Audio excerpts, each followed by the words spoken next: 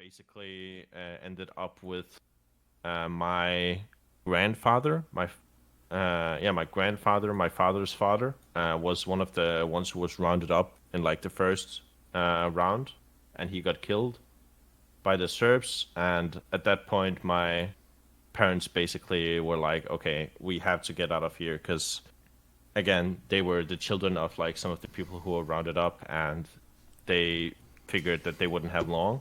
Mm-hmm. So they took basically only the things that they had with them, and it's gonna ban chat. Yeah, so they basically took only the things that they had on them, like the clothes and like a little bit of money, and they fled as soon as they could. Mm-hmm. Luckily, they were pretty well connected. So at first they fled to, I think they fled through Croatia and ended up in Serbia eventually, through I think through Montenegro as well. Um, Regardless, they ended up in Serbia with one of my father's close friends. Lived there for about 3 or 4 days before they continued up um, through Europe, basically getting illegally smuggled through like the borders and stuff, and ended up at some point in Poland, I think. Lived there for a few days as well with one of my friends of the family, and then from Poland we took a ship to Denmark. And once you got to Denmark, you basically got apprehended by the local authorities, so like the Danish police, and they would sort of, yeah, take you to the nearest refugee camp, where they would like ask you a lot of questions about your papers and whatever you had, and like confirm whether or not you were a refugee and all those things. So specifically, your family fled. It wasn't just expanding conflict; it was targeted ethnic cleansing. That is what Yeah, you and your family fled. yeah, And once your grandfather was murdered, yeah, they decided that this is extremely dangerous. We have basically, most likely, they were like, we have a baby on the way. This is really dangerous. We need to get out of here. And so yeah. they start fleeing through Croatia and then through Europe. Or during that travel, right? How was it a very dangerous route? Was It it was a super dangerous. Yeah, it was super dangerous because everything was illegal. Because like the borders were closed and like there were guards everywhere. Fucking, I think they called them chetniks. Have you heard that term before? I've heard the term before, yes. Yeah. It's like soldiers basically. Mm-hmm. Um, So I would assume that they closed all the borders because they didn't want refugees. They was like, we don't want to deal with no Bosnian refugees. It might have to do with the fact that they have a very large Muslim population, and there was probably maybe some bigotry around that. Am I right in assuming that? yeah, for sure. At least my parents felt that there was a lot of like anti-Muslim sentiment at the time. And even though like my parents aren't like super religious Muslims. They never really were, but they identified as Muslims, and like they Mm-hmm. went to like the mosques sometimes and stuff. So people would like, and they lived in like the Muslim part of town. So Mostar, the city that they lived in, is basically, at least right now, and like to some extent back then as well, was divided. Like there was like a Muslim part of town or Muslim half, and there was a Protestant like Christian part of the town. And yeah, so because I lived in like the Muslim part, and there was basically no questions asked, they would just come in and fuck shit up They would basically. just know, like, you guys are Muslim. We don't like Yeah, that. You're also Bosnian, not Serbian. We don't like that. Bye yeah, bye, basically. yeah, So during this route, so you're saying that all these borders are closed, right? And they're apparently, this is the middle of a war zone, so I would assume that there was probably a high rate of refugees even being shot by border guards and stuff of that yeah, sort. for sure, for sure. how did they deal with that? Because you can't just walk up to the border guard and be like, "Excuse me, sir, I am in peril." Yeah, so basically what they would do is what they would do is that they would either pay people to like get them through like borders with like buses and stuff. So my parents they had they keep talking about that there was this one bus driver who took them and like a few other refugees and then smuggled them across the borders of Croatia and Serbia, and he basically risked his life for these refugees. And once they got through there, like once they were in the buses, like hiding, they could hear like outside all the time, like people were talking and like fucking armored vehicles, and like it was basically a war zone outside. And they somehow made it safely through by I guess sheer luck. And yeah, I'm sure there were a lot of refugees who basically got shot because they were found out because like everyone was on high alert. In a lot of modern discussions about refugees, a lot of people are, say that, well, why didn't refugees just supposed to go to the next closest country, right? That's the Well, the, idea. well, the Uh, next closest country is a war zone. yeah, so if you're in a civil war, right, where Yeah, all your nations were in a union, yeah, and it's all a war zone, you can't really go to yeah, the next closest country. Even more so if the borders are closed and they have border guards who don't probably have too much concern with shooting refugees, yeah. right? So, Yeah, and like another thing is even if you would get because my parents would talk about this, like even if you would get to like the next closest country, which was like supposedly a safe country, you were still like pretty close to the border, and you didn't know like how much the war would expand. Like if Serbia was suddenly gonna try and like attack Germany or whatever, like they didn't want to be closer to the war. They wanted to get like further away. I mean, I would ask, knowing that there was not really a legal process for anyone to flee the war, was there? Or was there a legal route, but it No. was just too like flooded? Not to my knowledge, no. Like there was no, because like there was no avenue of like getting out basically. Like none of the countries were facilitating this. Um, at least none of the attacking countries, as far So as I know. so basically, if you're a Bosnian and you're not well connected enough to know how to like be smuggled out of the country, or if you just want to quote unquote follow the law, follow the rules and regulations of everybody's immigration policy or refugee policy, you're basically screwed. There's not really much options for you. The only option you have is to stay there and wait for ethnic cleansing to occur. Yep. So when in the modern discussion about refugees, when someone talks about, well, they need to follow the legal routes, would you Yeah. ever like comment like, well, sometimes those routes aren't really available? Yeah, so the issue is that I mean, if there are legal routes, I would assume it's not as fast as just getting out of there, and like people aren't like necessarily getting cleansed or like killed at the same rate. Like so at least for the like for when the Serbs and the Croatians attacked, they went specifically for like certain groups of people first. And like if you were in one of those groups that was targeted first, I mean, you can't afford to wait like a few days or a week to get out. Um, like every single day Yeah. is a new danger. I mean, if your grandfather was just executed, Yeah. murdered, right? You're in your head, the clock's ticking. You don't really have a Yeah. time to wait for. Well, let's wait for the government to set up a policy of, oh, my neighbor was just shot. Well, let me just keep waiting. Yeah. Definitely, if you're like have a child on the way, there's not really many options for you other than, well, I'm gonna break the law because I care about my kid. Yeah.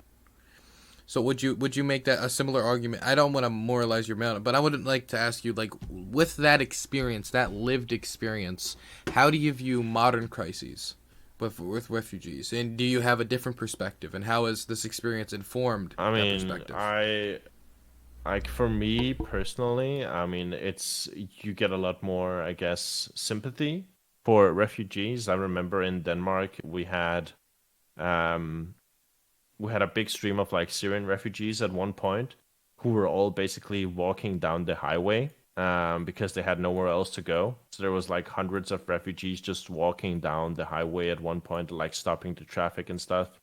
Um, and like a lot of the media or like people were talking about it and being like, "Holy fuck, how dare they?" Blah blah blah, stuff like that. And I'm just like, I mean, these people, they're fucking desperate. They have nowhere else to go, and like there's nothing they can do other than like they don't know the language, and like many people don't even know English that well, because like it wasn't as widespread as it is today. So it's tough. I mean, how are you going to communicate even if the police apprehends you? That's a really good segue. I gotta go use the bathroom, so I'm gonna ask this question, and I'll be right back. Um, Sure. you go basically into a culture. Obviously, you were born there, so it was a lot easier for you than it was for other young individuals who were like Hmm. already born. Um, what was it Occurred is like? occurred. How did the environment in Denmark treat you and your family, and what was it like trying to adjust to being in that country? Sure.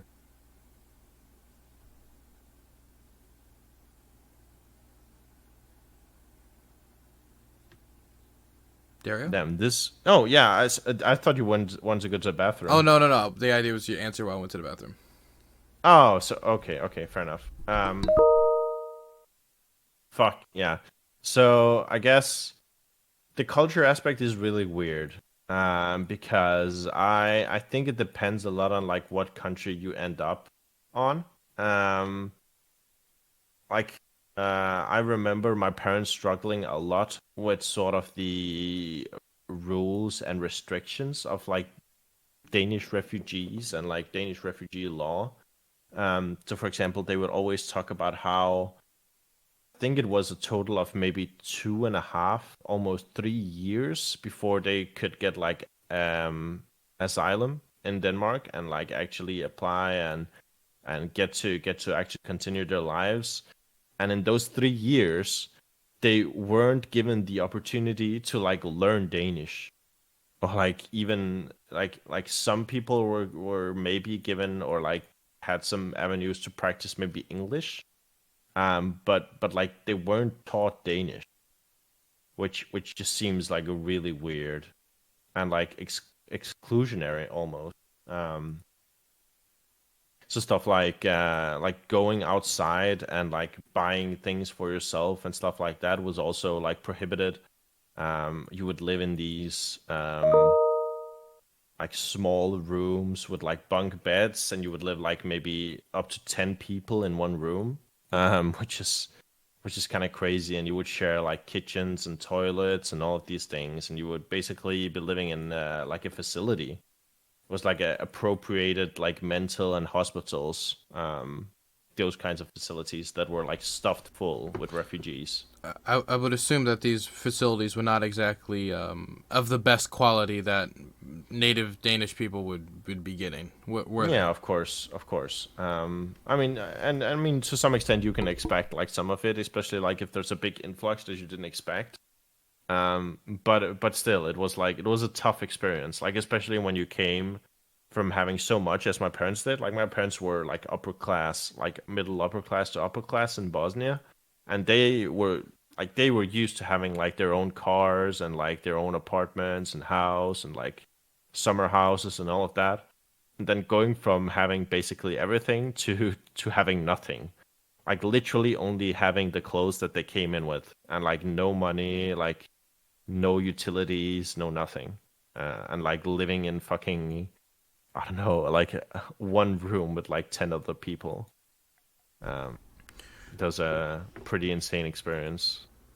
So, has your parents talked a lot about how that camp interacted with the local community? Because I know that there's a lot of times a lot of tension when refugee camps are built near communities. Was there any of that in this situation? Um, I remember they talked a lot about sort of not having anything to do basically because they wouldn't be allowed to do much. like most of the time they would be allowed to sort of walk outside and just like walk in their local community where the camp was.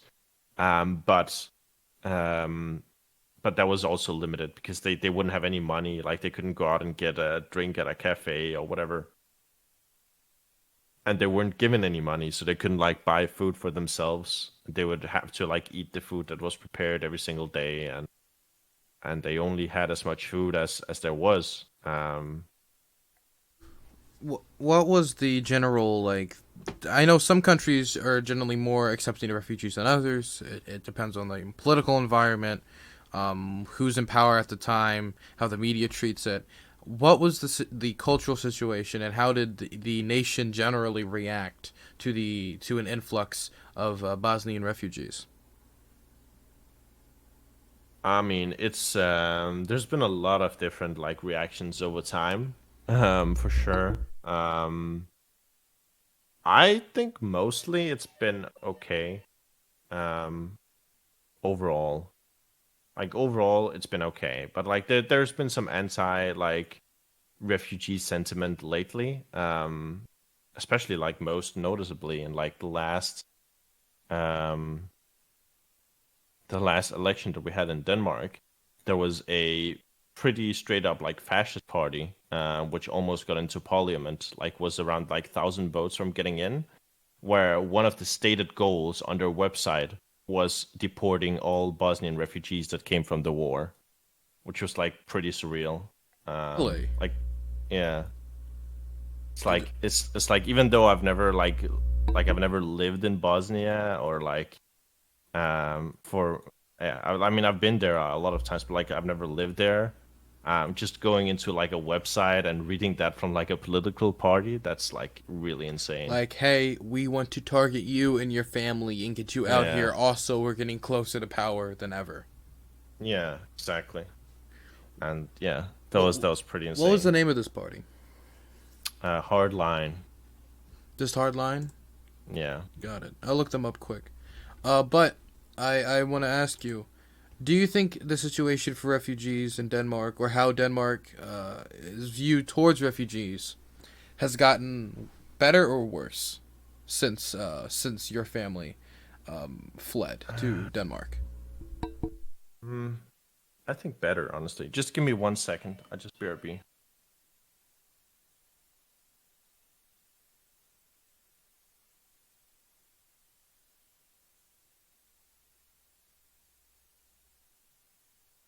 Okay. A curd is a curd. Hey, thanks for the follow. 1 second. Let me show you guys this party. So here is the hardline political party he was talking about. Back. Oh yeah, we're just taking a look at the party right now. Actually, Yeah. it was actually founded in 2017. Yeah. So this isn't some like long grudge they've held for years and years and years No, as a no. political party. This is just coming up and like everybody hates refugees right now. So fuck it, we're even gonna get rid of the old refugees from other wars. Yeah, yeah, yeah, basically. It, uh, why, why was that part of the platform? Why was that so? I mean, it's a lot of like anti Muslim, like anti-Islam sentiment. Like they got famous because their party leader would just go around to like random ghettos and like any congregations of like immigrants or Muslims or whatever, and they would just like burn the Quran like in front of people. And they would have like big police showings to like make sure nobody got hurt or whatever, and they would just do it like all the time and I, get in the news and I'm stuff. reading this, and it says Hardline seeks a ban on Islam, a complete stop to immigration from non-Western countries, and deportation of all Muslims and most other immigrant groups. Under their proposals, only native-born ethnic Danes and those adopted as infants would be allowed in the country. So this not only would affect your parents, even though you were born in Denmark, this Yeah, would also affect exactly. you. Exactly, yeah. So it's literally just like, you're not the type of Dane we like, leave. Yeah. And this is what I usually like whenever people ask me like why do I care about like US politics? This is like one of the reasons because this party, a lot of the reason why they grow to prominence was because the leader is like very Trumpian, and like Hmm. whenever like because a lot of Danish culture and Danish politics is downstream of like US culture and politics. So whenever like there's big shifts in the United States political climate, you can feel it in the Danish political climate. Like on the stage, like on the debate stage, and whenever they make like press releases and such, like the Danish politicians will appeal to American politicians and like the American like political parties and like sentiment of the time, and they will try to emulate it. Um, yeah. So like because of like I would say like because Trump got elected in 2016, there a big reason. Trump was a big reason why like hardline got where it could go, and the party leader Rasmus Paludan always talks about Trump and like how much he admires him and all these things. Kind of And looks like Boris Johnson. yeah, Why are all these fashy types blonde? I don't know, dude. I don't know. It's the master It's a war. race. I think we need a total and complete shutdown of blondes until we can figure out what the hell is going on. True. True. But This is okay. the master race. Oh boy, no. So you would say it's gotten better, even though a party which legitimately wants to ban all Muslims from Denmark was just a few thousand votes from having seats. Yeah, I think the reason why I'm saying it is because this party, they are sort of the counter reaction to things settling down or like things getting better. Does that make sense? Yeah, kind of So like when we got gay marriage, there was probably a spike in like anti-gay. yeah, Yeah, exactly. yeah. Yeah, exactly. Yeah, so because things were getting better for so long and like the parties were moving left on immigration, these parties started popping up and tried to sort of capitalize on the people who were still like really racist and frustrated. So was there a similar reaction from any like political institution within Denmark at the time when you went there? Was there a party that came up that was like, I'm sick of all the Bosnians, or was it a lot more subdued? Um, fuck. Yeah, I don't actually know. There's been a lot of like debates all the time about like how many refugees should Denmark take, Mm-hmm. and I believe EU has like certain standards for refugees, where you have to take like a certain percentage of like your population as refugees, and some years Denmark has gone over, some years they've gone A a curd bit is a under. curd. It's not like a strict rule, it's more like a guideline. Uh, So now, how was it like growing up as a refugee in Denmark? Because obviously you don't have any memories of Bosnia, obviously, no. right? So it's not like you're like, I miss this Bosnian like folk song or whatever, or from like when I was Yeah. growing up in the village. But you must like feel strong ties to Bosnia of some sort, or do you not? Like, what was your experience growing up culturally? Um I mean, it was tough at times, honestly, because like we would like in our home we would speak like Bosnian, and then you would have to like learn a whole new language like growing up. Like I would start in school and I wouldn't know Danish once I started school, and like all the other kids were like speaking Danish, and I wouldn't understand shit that they would say. Mm-hmm. Um, and like I grew up like pretty like culturally Muslim. Mm-hmm. Um, and like with like Muslim values and stuff. And like I would go to like Christian schools and like where they would sing like Christian songs and all these things, because like Denmark is like isn't the like most Christian country. Nothing like compared to the US, but it's still like pretty Christian. Like it is Christian is the national religion um in Denmark. So like a lot of the schools they will sing like songs out of the books and stuff. Um and it was weird because like I didn't experience that culture at home at all. Um, and I remember like during school, we would have sort of we would have sort of Christian education, um, like a subject in school that was just like Christian education, and I would have to sit out on that. Like I would have to go outside the classroom and sit and just like be bored or like stare into a book or whatever, while the other people were educated in Christianity. See, I actually didn't know this was something that happened in Denmark. Again, I'm not very specialized in Europe. So, is this something that still goes on within Denmark? Honestly, I don't know. Hmm. Um, I haven't checked. I'll have to check that after the fact. But okay, so you had to sit out of some like education because it was very like theocratic or like, Yeah. concentrated on religion.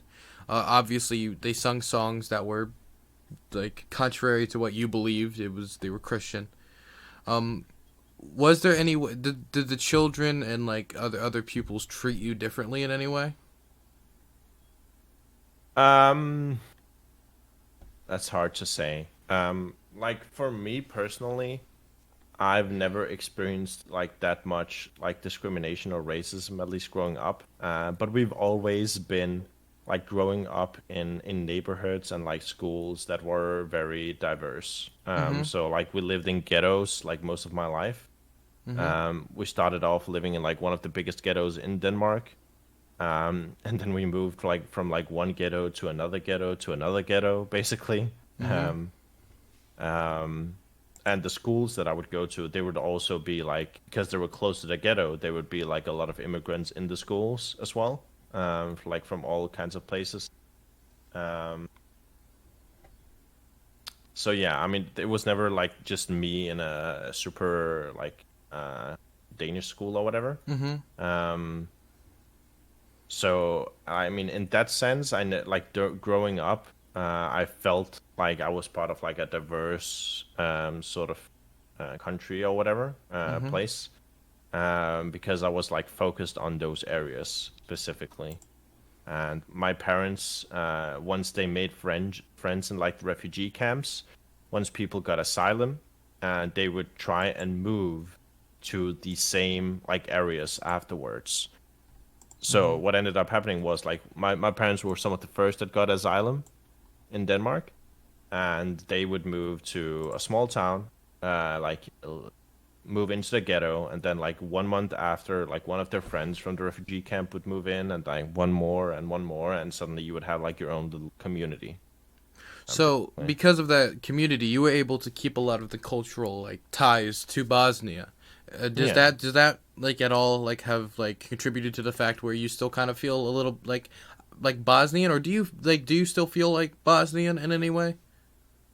Um, I would say I'm very, and this might be because it was Also, like last username. Thank you for the raid. I appreciate it. yeah, so this might just be a result of like me growing up in like a diverse like place with like a lot of different cultures and peoples and stuff, but I've never really felt that I belong in any country. Like I've never really been nationalistic to any degree. Mm-hmm. Um yeah, I've never felt like a tie to any country or city or place of living. Um So you yeah, don't I'm a feel like super patriotic Danish or super patriotic not at Bosnian. You all. just feel like Dario. No, I'm a globalist. I'm a You're a citizen of the world. citizen of the world, hippy dippy stuff. Hey. So, but of course you like you said earlier, you still practice in those like cultural like stuff that you grew up around, but you never felt like particularly Bosnian or Danish or either which way. No. You were kind of like in a weird limbo, basically. Yeah, yeah, you could say that. I was very like I grew like my parents they raised me like again culturally like Muslim, like we would celebrate like the Muslim holidays and stuff like that, and like but they were never like super religious, like they wouldn't pray or like read from the Quran or something like that. So I was never like super religious myself either way. Um so yeah, it was mostly like the cultural aspect, like the religion and the sort of communities that came with it. I think it was like the biggest part. with all this discussion recently about refugees and discussions about, with what happened from Syria and that, I know we hit on it a little bit, but has this brought up any like weird like memories from the past of like, wow, like that's actually what I had to do when they're talking about, like, for instance, when you talk about walking down the highway, or not what you had to do, but my family had to do something very similar to that and this and that. Is it kind of like surreal seeing it happen in real time? It's tough. I mean, it's tough. I honestly try not to think about it too much because If you don't want to talk about it, we um, don't have to. no, it's not that I don't want to talk about it, but I try not to sort of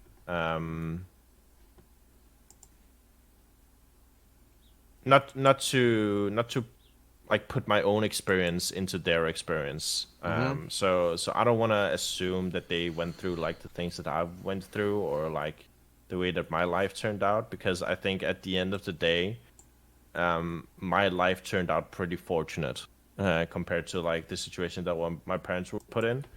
And my parents were super hardworking and like really lucky in some regards, and they were able to give me like a very fortunate life compared to like many of the other people that they came here with. Mm-hmm. And I think most refugees, they don't experience that kind of success, at least for like a first generation. So you would say, like, relative to your experience, that you and your family was pretty lucky. Yeah, or I mean a combination of luck and like really hard work, I would say. um Well, I've because known you long enough, Dario. You work pretty hard. Thank you. You can take a compliment. Yeah. Yeah, because like my parents were like, growing up, my parents were like the stereotypical Asian parent meme. Like, my parents every single day when I was like in fucking primary school and like going to like middle school and stuff, they would always say, "Oh, you have to study and be a doctor or a lawyer or Mm-hmm. like all of these like stereotypical things," because they wanted me to have like a secure way of life or like secure income. Um, Do you feel that? Do you feel that looking back on what happened and like how they what you want what they now this might get like a little personal. So if you don't want to answer it, it's completely understandable. Do you think that they feel and that you feel that like, like we worked really hard, we came to this new country, we were basically forced out of it, and we rebuilt our life, and we're reaping the rewards? Like, do you feel that Bosnians in Denmark are a success story of like refugees being able to like uh, succeed? I'm actually pretty sure they are. Like overall, as like a group, Mm-hmm. I'm pretty. There was some statistics about them. My parents talk about this all the time. Let me just look it up. Uh,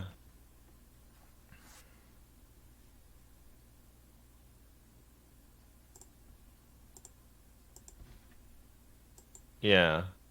There's a lot of articles about like how apparently like young Bosnian war refugees are like super integrated in Denmark compared to like all kinds of other groups. Um, like more of them take an education like a university degree and stuff like that. Than like the native Danish population and stuff like that.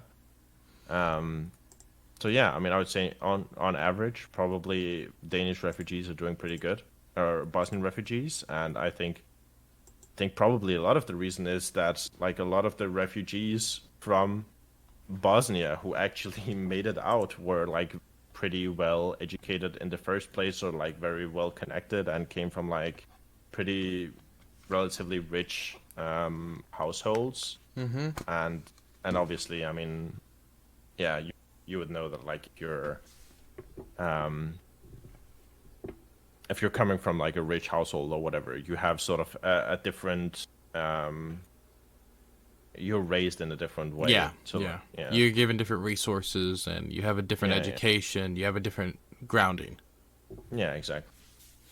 So, do you think that this, if you do call it a success story, what do you think the factors are that contributed to it, besides the fact that obviously, and this is a big benefit, to it being a success story, the fact that the refugees that were able to make it all the way to Denmark were ones with the connections and probably Yeah. with a higher income. Yeah. Yeah, for sure. I mean, you're selecting for like the most most like well connected for the most part of groups. It's the same as like the Jews that survived the Second World War, or like the Chinese people who came to the U.S. Like at the start. It's like, yeah, when Yeah. you're selecting for a specifically successful group of people coming into a different country and measuring them against like the median Mm-hmm. or the mean of that country's population, I mean, they're gonna be looking pretty good usually.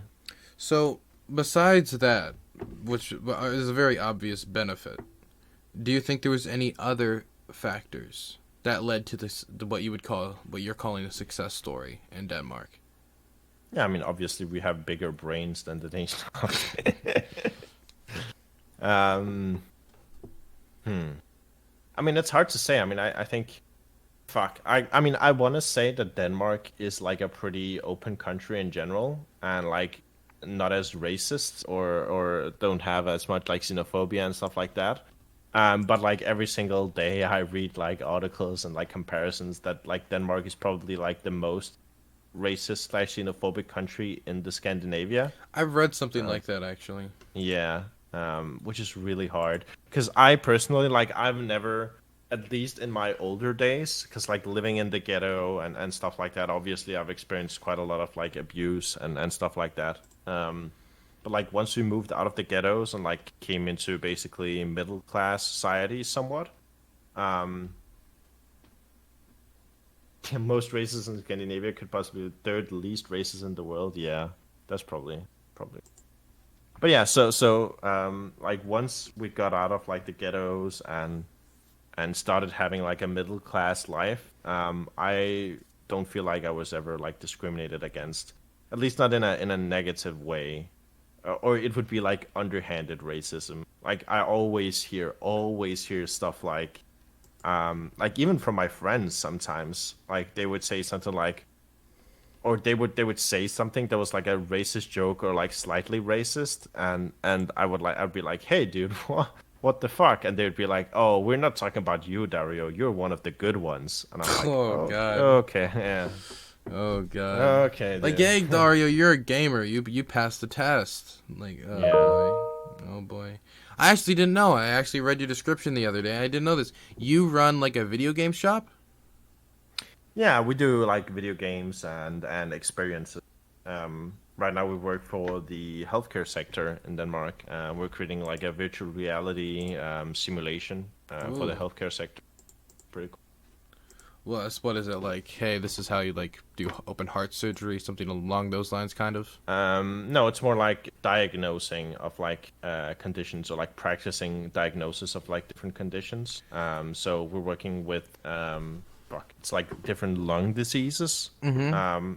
And then basically you're transported into a room where you have a patient who, and then you can sort of hear how they're coughing, and like you can see their skin color and all these things, all of these relevant things, and you can sort of perform the necessary tasks to sort of figure out like what's wrong with them, or like how much help they need, so you can measure the temperature, pulse, and all these things.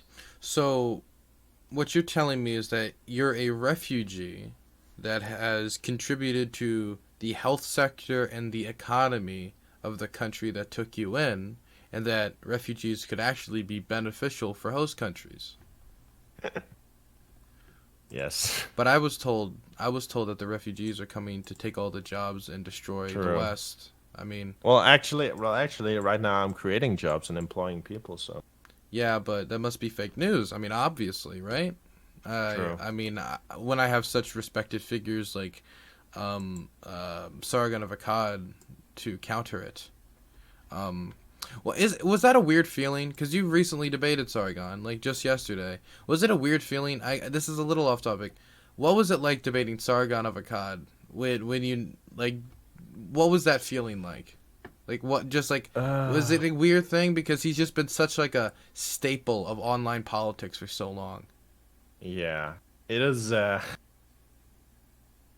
it was something for sure. I It was mean, something. yeah. I mean, you could hear sort of the anti-immigration sentiment. I mean, he would say that that white people had a duty to procreate and have children and stuff like that. Did And he it really? was Did he really go that hard? yeah. That white people have a. I don't know if he said white people, but he said like native people or like Oh boy. yeah.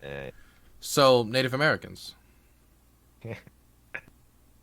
Yeah, I asked that, and he was like, "Oh, do you think the Native Americans?" And then I was like, "Oh, whatever. I don't want to have that talk." Well, wait. Where did he take that? I don't think Sargon was the one who attacked that point. I think it was like one of the other people who was like really fucked in the head. Who was talking about like fucking. I can't even say the things on stream that he was talking about. Well, then we will not say that on stream. Yeah, I mean, we're talking about ethnic cleansing and refugees and displacement. I mean, true, we want to keep all these positive vibes in here, right? true, Yeah. true.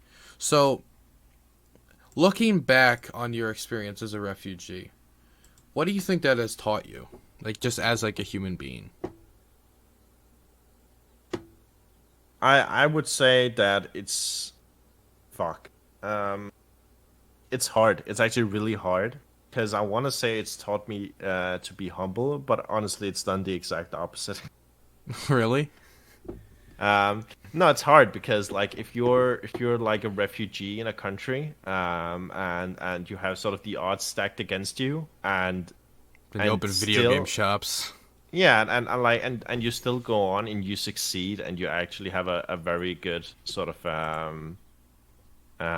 existence, I guess, in the country, you sort of get the survivorship bias thing, and it hits you hard. I mean, fuck, I was like a super like liberal right winger, like in my late teens, because I had so much of that like survivorship bias. I was like, well, if I can fucking do it here in Denmark, fucking as a refugee, Then like then anyone can. anybody can, Yeah. which could give you a weird perspective, right?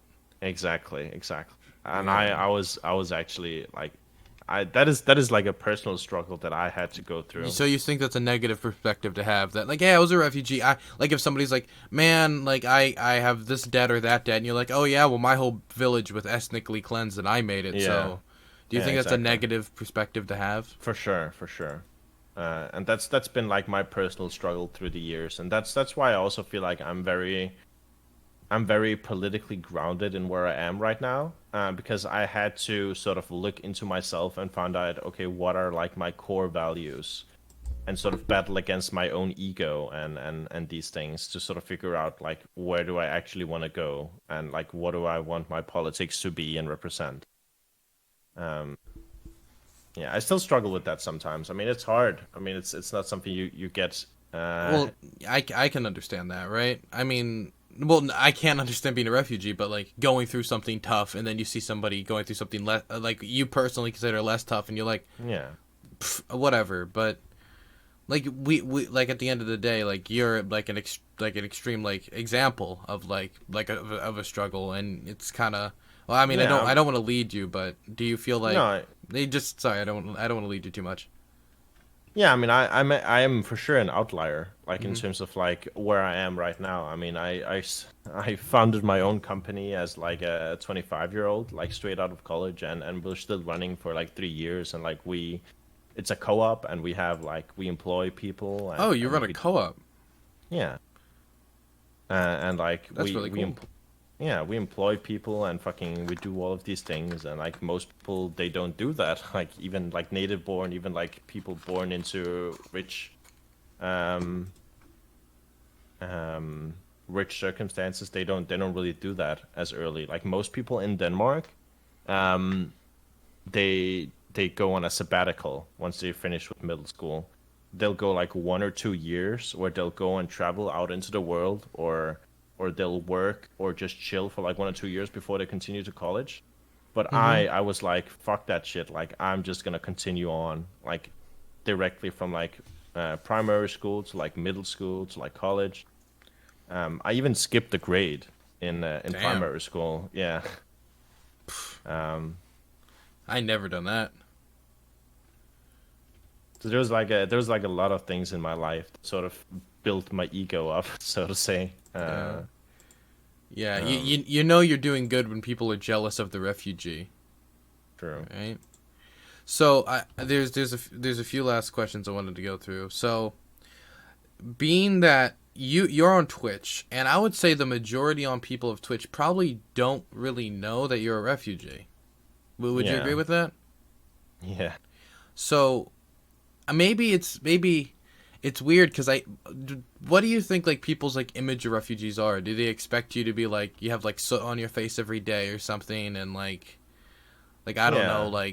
like bullet holes through like what do they what do you think people images of refugees are, and how does that affect how you've lived your lived experience? Fuck, dude. I really hate identity politics. Like this is why I usually like most people don't know that I'm a refugee because I don't tell them. Like Mm-hmm. cuz I really like whenever I engage in politics and whenever I engage in debates, I really hate when people have to bring up sort of their own Yeah. identities to sort of make a point. And I really try not to unless people put me on the spot or like attack me based on like my identity or something like that. It's just really weird watching you debate Mike from PA and then after the fact saying, "Man, we needed like more diversity in here." Yeah. And when you had a relevant and then we had an actual refugee on like I Yeah. couldn't actually I could like I don't know like how more diverse you actually get from that. It was just a really weird experience seeing that. And I mean I completely respect that, right?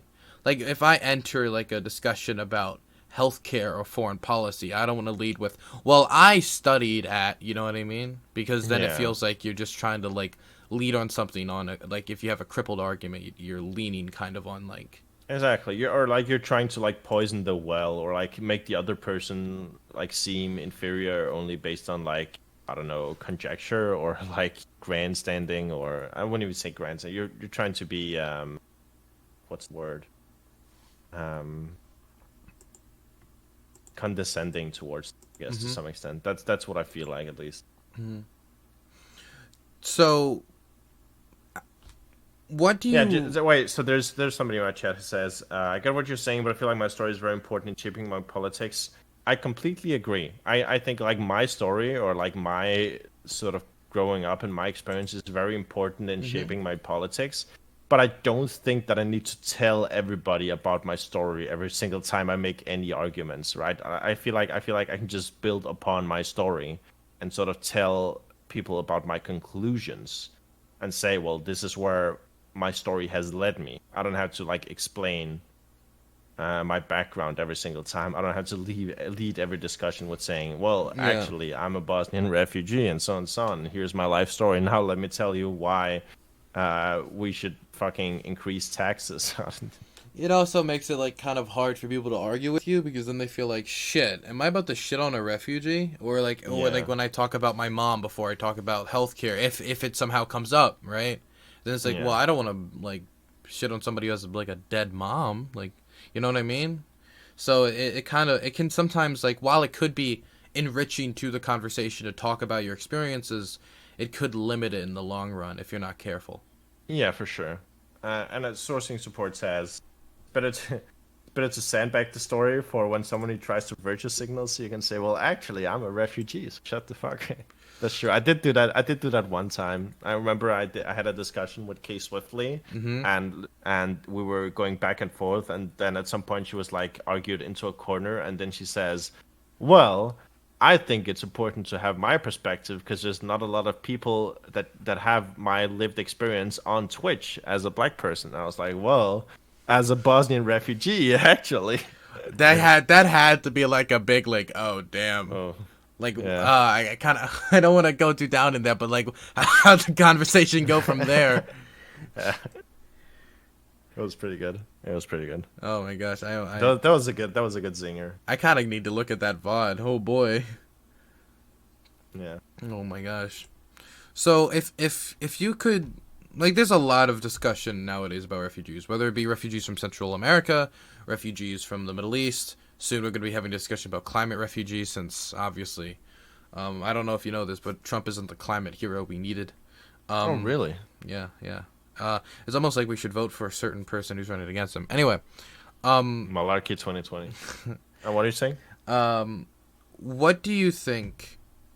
If you could tell every person in the world one thing about refugees to change their perspective, since like there's going to continue to be refugees in this world, what would you tell them? Well, this is the thing that I always say. It is that I think um, if you recognize sort of the foreign policy failures of your country and like how your country has acted on like a world scale, and you can sort of see that your country has been directly or indirectly the cause of like instability in like different countries, which led to there being refugees, then I think you should have some sort of responsibility towards those people to make sure that, I mean, those people are just like you, like they're just trying to live their lives, and you should have some sort of responsibility towards them as a country.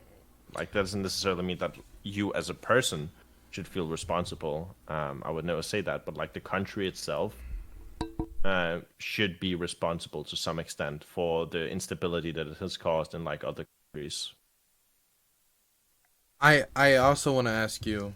I mean, I more just want to tell you, like, I think you're like a prime example, and I really don't want to like. I don't want to make you feel awkward or anything, but you are somebody who's on Twitch, who people see, people listen to, people like have developed relationship with. I believe I've developed some sort of relationship with you. I don't know, are we star-crossed lovers? Not exactly, but I think we're decent acquaintances and friends.